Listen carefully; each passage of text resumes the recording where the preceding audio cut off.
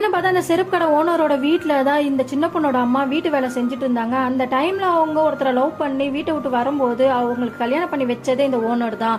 இப்போ அந்த ஓனருக்கு கல்யாணம் ஆகி ரொம்ப வருஷமே குழந்தை இல்லாதனால எப்படியாவது வாடகை டைம் மூலமா குழந்தை பெற்றுக்கலான்னு பேசிட்டு இருக்கத கேட்ட இவங்க, நமக்கு தானே எல்லாமே அவர் செஞ்சாரு, கல்யாணம் பண்ணி வச்சதே அவர் தானே, அவருக்காக நம்ம இந்த உதவி செய்யலாமேன்னு சொல்லிட்டு நான் என்னன்னா வாடகை தாயா இருந்து அவங்களுக்கு குழந்தை பெற்று கொடுக்கட்டுமா அவங்க ஹஸ்பண்ட் கிட்ட கேட்கறாங்க. அவங்க ஹஸ்பண்டும் சரின்னு சொல்லிடுறாரு. இப்போ அந்த ஓனர் கிட்ட போயிட்டு இவங்களும் நான் வேணா உங்களுக்கு குழந்தை பெற்று தட்டுமா அப்படின்னு சொல்லி கேட்குறாங்க.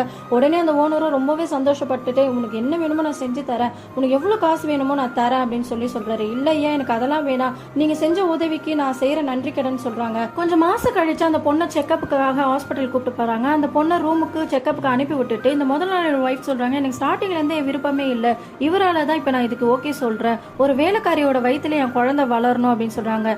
இப்ப ரூம்ல இருந்து செக்அப் முடிச்சுட்டு வெளியே வரவங்க அதை கேட்டவங்க அதை பத்தி கேர் பண்ணாம அந்த குழந்தைய நான் நல்லபடியா பெத்து கொடுப்பேன், ரிசல்ட் என்ன ஆச்சுன்னு போது பாசிட்டிவ்ன்றாங்க. இப்போ 2 பேரும் ரொம்ப சந்தோஷப்படுறாங்க.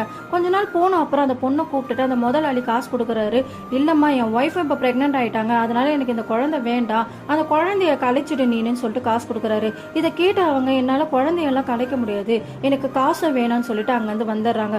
இப்போ நடந்த விஷயத்த அவங்களோட ஹஸ்பண்ட் கிட்ட சொல்றாங்க. அவங்க ஹஸ்பண்டும் சரி ஓகே வீடு, நமக்கு தான் குழந்தையே இல்லைல்ல, வேணும்னா இந்த குழந்தைய நம்ம குழந்தைய வளர்க்கலாம் அப்படின்னு சொல்லி இந்த குழந்தைய கலைச்சிடுன்னு சொன்னாங்களோ அந்த குழந்தைய தான் இவங்க பெத்து நல்லபடியா வளர்த்துருக்காங்க. இப்போ மறுநாள் காலையில அவங்க முதலாளி அவங்க ஒய்ஃபை வந்து அவங்க வீட்டு வாசல்ல நிக்கிறாங்க.